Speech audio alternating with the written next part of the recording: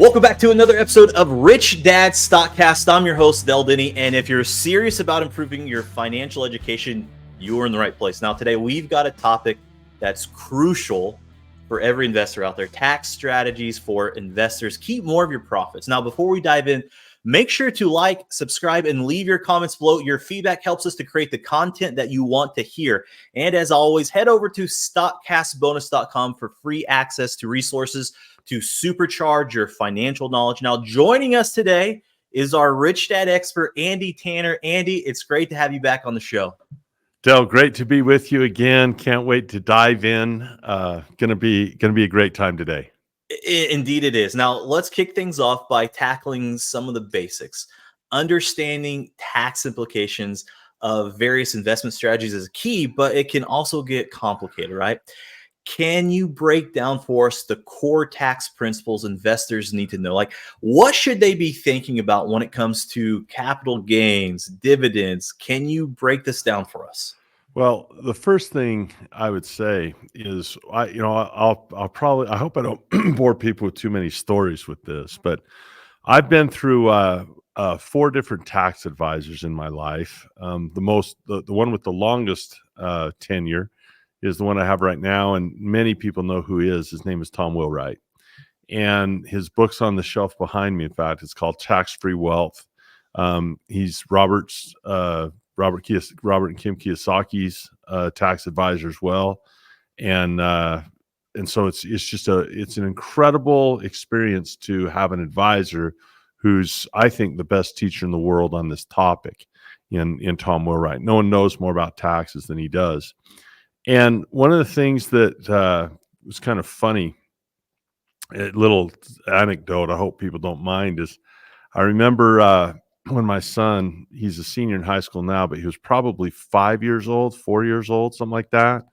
And we were driving to a dinner. And my favorite thing with Tom when he's in town is we always go to Ruth Chris and enjoy a steak, and our wives are dear friends.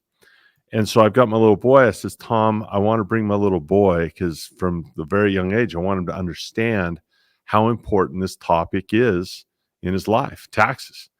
And I want him to understand what I'm going to share with the group here in just a bit. But it's kind of a funny story because how do you explain what an accountant does to a 5-year-old? And he'd been watching Disney stuff, like that little cartoon with the fox and it was Robin Hood. And he goes, he says, where are we going? I go, we're going to go to the accountant. We're going to have dinner with the accountant. He says, Dad, what's an accountant? And I thought, how do you explain that? I said, well, he makes it so we don't have to pay as much taxes. He goes, like Robin Hood? And I go, yeah, something like that. So a couple of weeks later, it was back in the Obama administration. Obama's on the tube talking. He goes, Dad, who's that? I go, that's Prince John. So I always enjoy that story, when you talk about taxes, and the government is Prince John for sure. I'll tell you what Tom has taught me. It is the fastest way to permanently increase your cash flow is to reduce your taxes. So as you look at a financial statement, this is such a central part of it. Well, I guess assets are central, but in the balance sheet, in the income statement, when you look at the money that goes out of your life, many people fail to understand that taxes is usually number one. It's more than your house. It's, people think of their big expenses. They think house and car and stuff. Let's just think about this. You have, income tax, state income tax, all the federal taxes. You have capital gains tax you mentioned, but you also have you have VAT taxes many places in the world, sales taxes. You have all the sin taxes, cigarette tax, beer tax. You have gasoline taxes. You have, you stay in a hotel, you have luxury taxes, you have, taxes for, the amount of money that actually, if you added up every kind of tax that you pay and fee and toll bridge, it's unbelievable. And in my life, if you look at that segment, the segment of my income that I would call active, I go give a speech and I charge someone to give a speech or something. That part of my income that's taxable, man, the government takes the vast majority. So it isn't that you never want to cheat on your taxes, but Tom wrote another book called Win-Win Wealth Strategy, where you want to learn that the government This you said, can you break down the principles of it? The government has a carrot and a stick, and it will beat you with things and carrot you with things because the government wants you to do certain stuff. And so when the government wants you to put money certain places and not put money others, and the government wants you to take and manage certain risks and not take certain others, they're going to design that in the tax code. They're going to design it as a way to incentivize you to do certain things or not do certain things. If you have a tax advisor that understands that, you can find out how to have a win-win relationship with the government, where they will curtail the amount they take if you produce in certain ways. In other words, if you will produce jobs, they'll give you a little more leniency than someone who doesn't produce jobs, because jobs produce more taxes, right?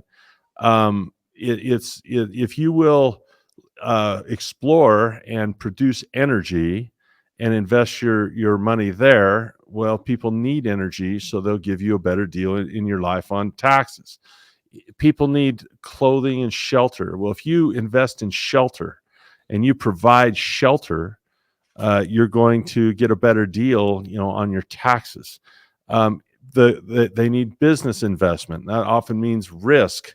And so if you want to be wealthy, but, and not all political people believe this, not all policymakers believe this, but, if you're going to take a lot of risk in the stock market and have stocks go up and down and put capital in there and own businesses, and you decide to sell that business later, you're not going to be taxed as much as if you have ordinary income. So understanding, we can break down some of the individual taxes that can hit us and get into the granularity of some of it. I'm not a tax advisor. That's why I always tout Tom Wheelwright, but I will share with you some principles that I've learned from Robert Kiyosaki and Kim, about that type of thing, because the education that I feel pretty lucky, because the education that I've had, I don't need to be a tax advisor, but I need to know enough about it that I know that the fastest way to increase my cash flow is permanently reduce my taxes. So that was verbose and long, and that's what you get here at the Stockcast. But that's the deal. It's a big deal. No, I appreciate that. I think about it's the rules of the game, right? We can complain about the rules of the game, Yes. or we can learn the rules of the game. How important is it to learn the rules of the game? Like, what should we learn versus what should we put off onto our tax advisor? Well, I would say that I can give you two ideas right out of the gate that a person could really think about. The first one is Robert Kiyosaki wrote an amazing book called Rich Dad, Poor Dad. But one of my favorite books that he wrote that I thought was fantastic was the follow-up to his next book in that sequence called The Cashflow Quadrant. And a person that studies the Cashflow Quadrant, which means there's four areas, four areas in which a person can bring money in their life. They could be an employee and work for money. They can be self-employed, like I've done most of my life. And that's when you're supposed to own your own business, but it really owns you. That's been me a lot of my life. Business owner, more of a big business. I love business. I have a small business.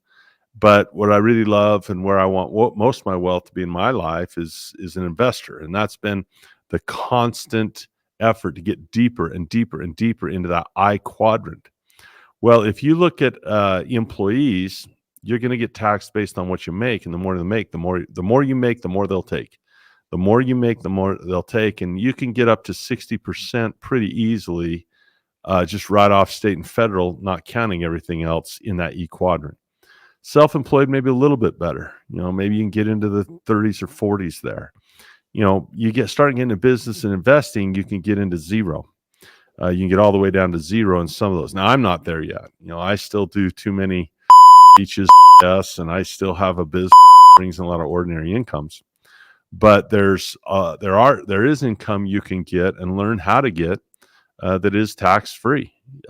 Absolutely. Income that comes to you that's spendable, that is not taxed at all.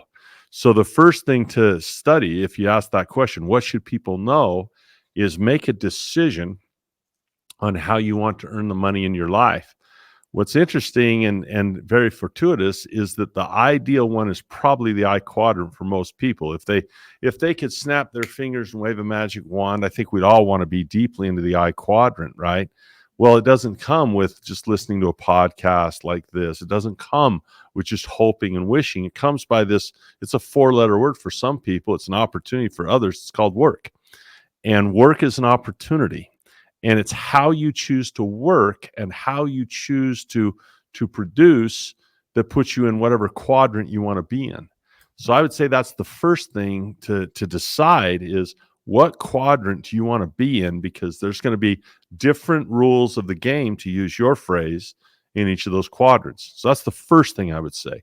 Read the cash flow quadrant. If you haven't read it, or if you haven't read it in a while, understand those 4 different areas and make a definitive commitment in your life about which quadrant you're going to wake up in the morning and attack. It's very easy to be in the quadrant and get up. And once you get settled in a quadrant, you get in a routine, it's very easy to stay there. And so, when you wake up in the morning, you got to say, where do I want to be? Where do I want to go? It's one of the blessings I have of preaching this stuff all the time, because it helps me focus on where I ultimately want to go deeper and deeper and deeper into the BI side.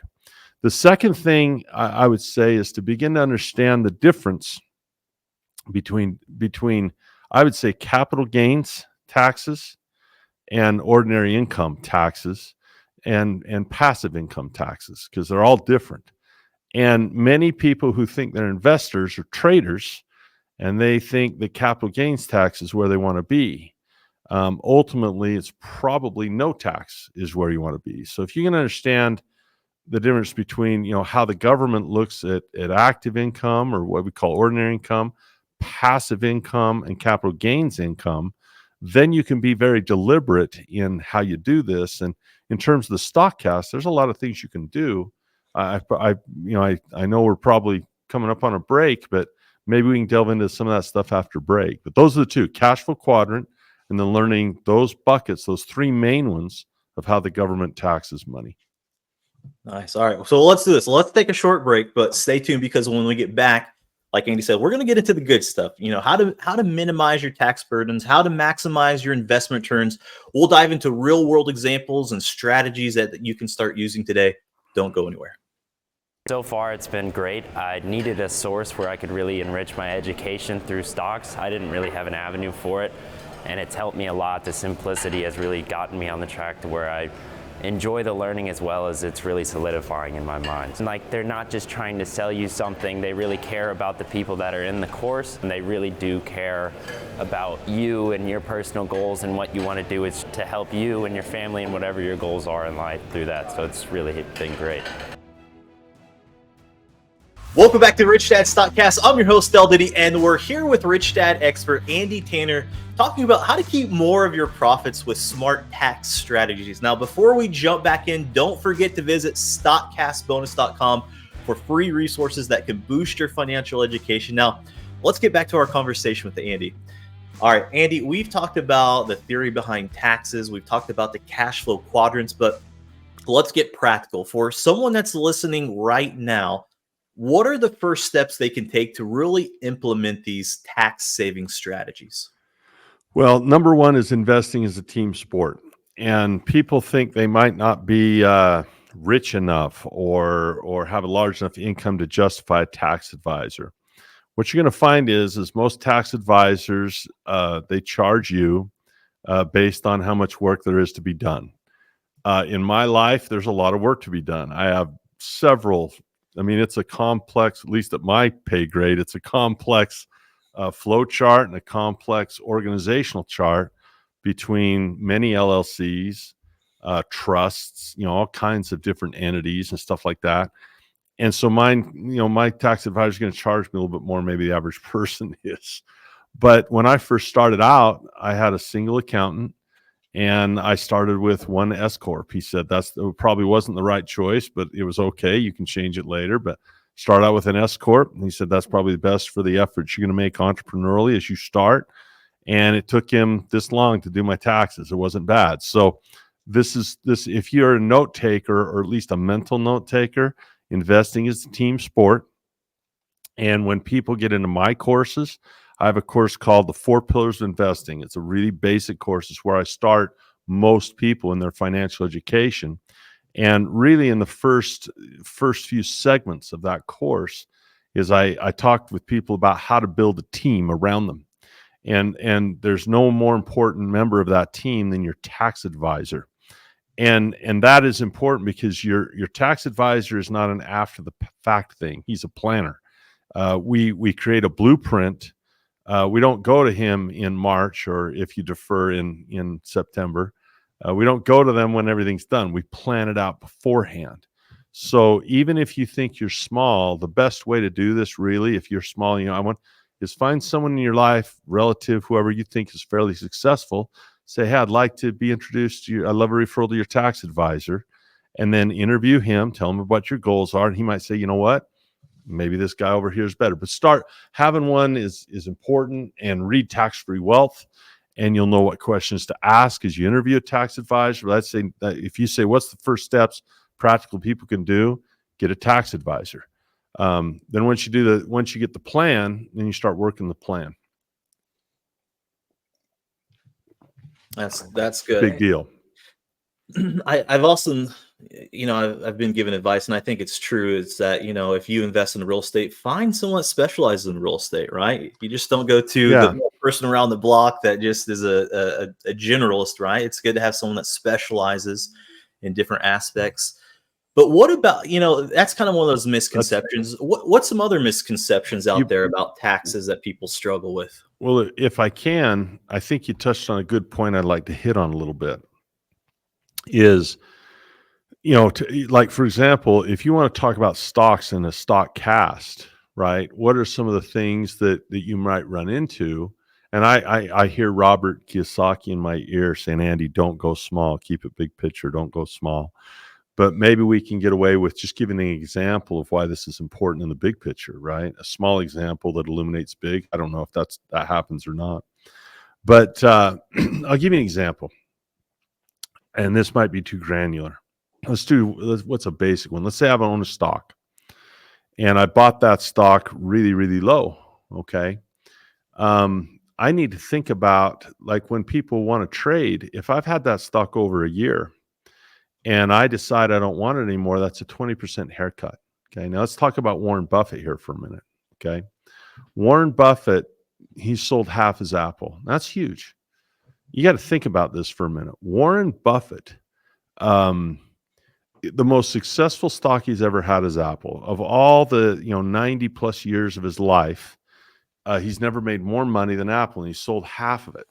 And he's going to pay a 20% capital gain. Now think about the ramifications of how he feels and what his motivations must be.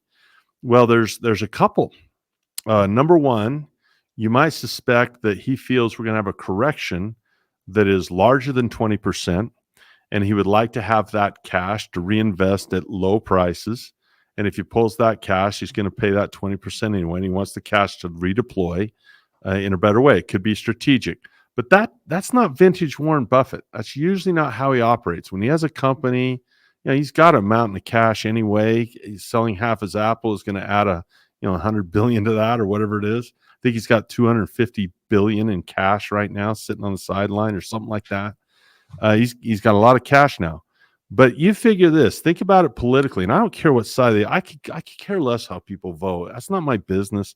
I don't have the energy to deal with that, right? I'm raising a family, and I don't care about the politically, but I do care about knowing what the rules are, and I do care about positioning myself. They're talking about, on the ultra wealthy, this is going to affect people under 100 million probably, but for the ultra wealthy, the powers that be are talking about an unrealized capital gain tax. Now that should really concern anyone with a 401k, because if they say, okay, Buffett, you just made all this money and we're going to throw at you like a 25% unrealized gain. In other words, we're not going to let you just keep this money here. We're going to pull 25% of the wealth out that it grew.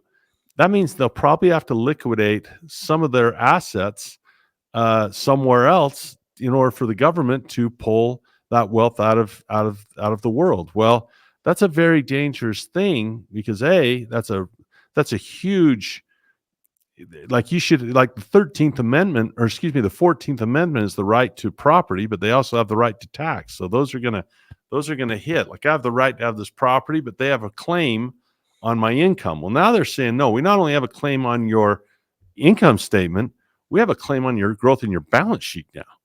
And so that it's a lot different saying I have a claim on the income that you have, because that's not property, that's just income. But now we have a claim on the growth of what do you think that is? And that's arbitrary, So that's kind of a rough thing. So if Buffett is thinking, man, they're going to tax me on unrealized gains, and they're going to raise the taxes on the realized gains, I better get rid of this now if there's a 50-50 chance that can happen. So let's go back to a small guy. So understand this stuff is really important politically. It's important how you position yourself. As an investor, I look at that and I say, well, golly, that could make it really interesting, because who's going to buy all those stocks? Because if everyone's trying to sell to pay if the big boys are trying to sell, who's going to buy all that? Well, if I have $100 million worth of stuff and I sell 5 million, I've only got 95. If 5% of that goes to the government, I only got 95. I sold everything. I don't have as much money to reinvest as I did, because the government's taking a slice, right? Yeah. And so in my opinion, it creates less money. You can't just buy it back and forth from each other, because the government's taking a cut. It puts less money in that system.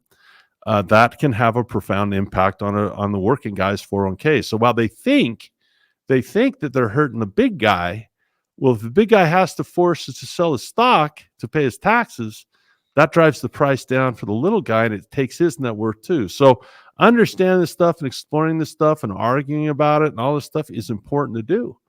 Now, let's go back to a small example. And again, I apologize for being verbose. You put a nickel in me and I just go.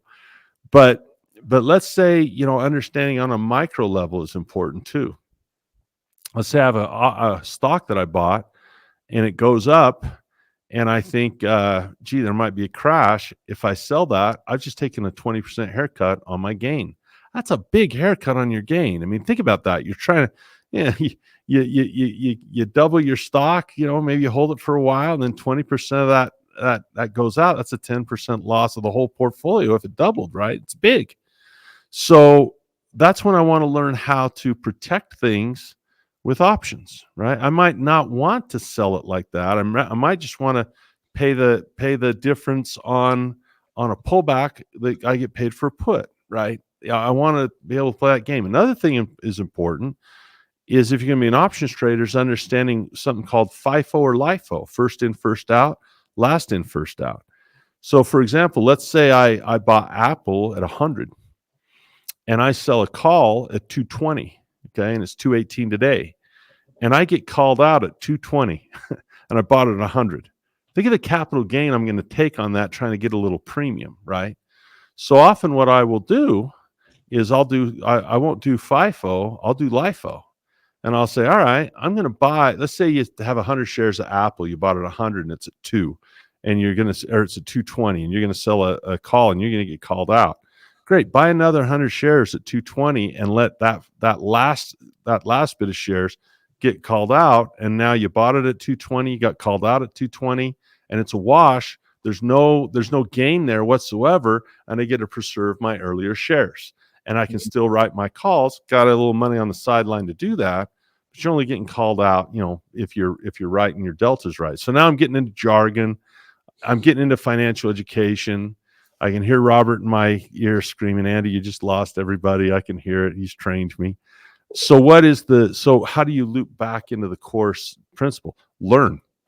If you hear jargon, puts, calls, LIFO, FIFO, you hear jargon, what does that mean? Tax advisor, read Tax-Free Wealth by Tom Wheelwright, read the Cashflow Quadrant, read, learn, take classes.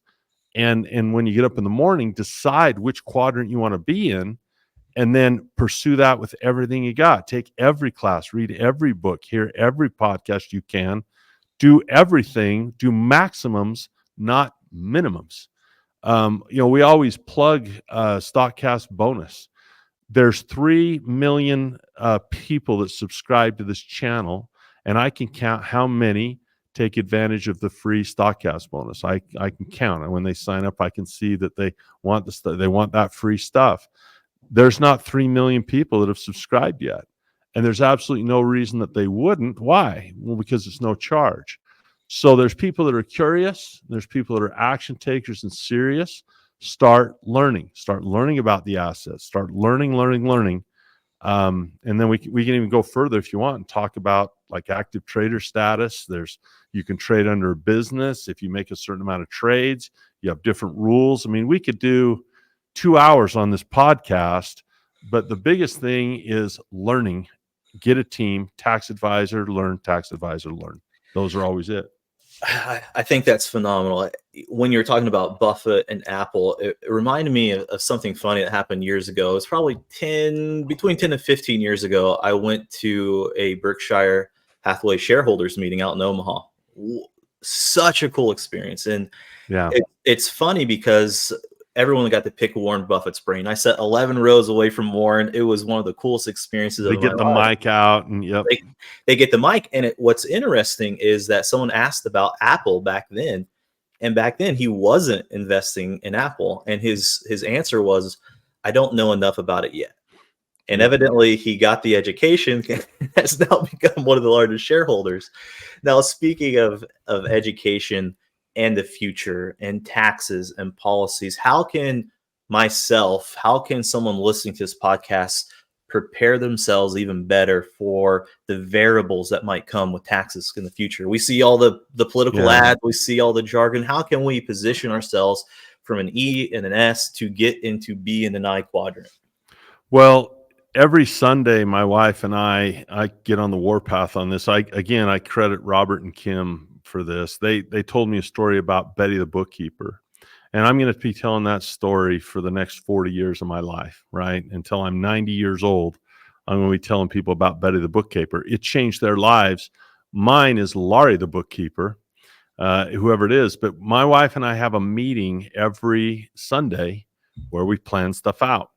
And if you have that meeting and look at your financial statement, and we teach a lot of this in the Stockcast bonus opportunities, but if you learn how to have that meeting, then you're going to make that transition. You're going to understand, okay, this is how much tax is actually going out.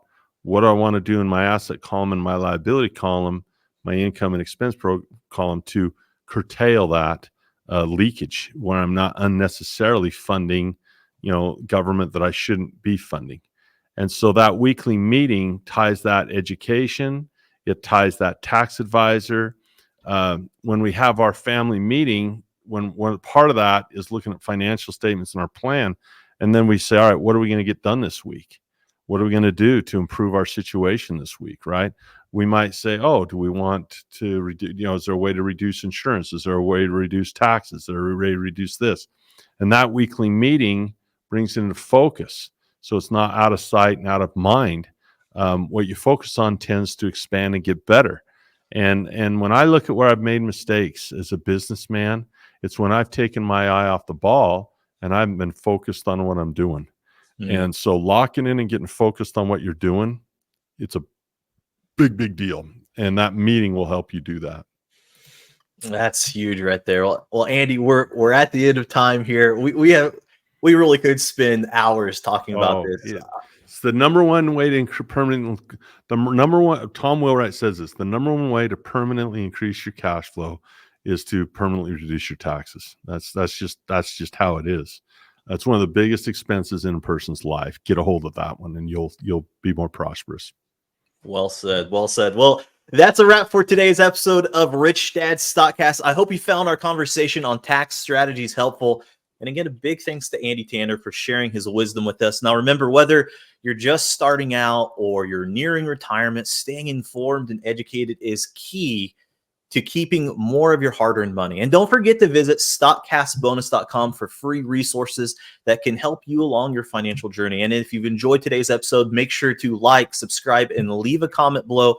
Your feedback is incredibly valuable. It helps us to improve the show.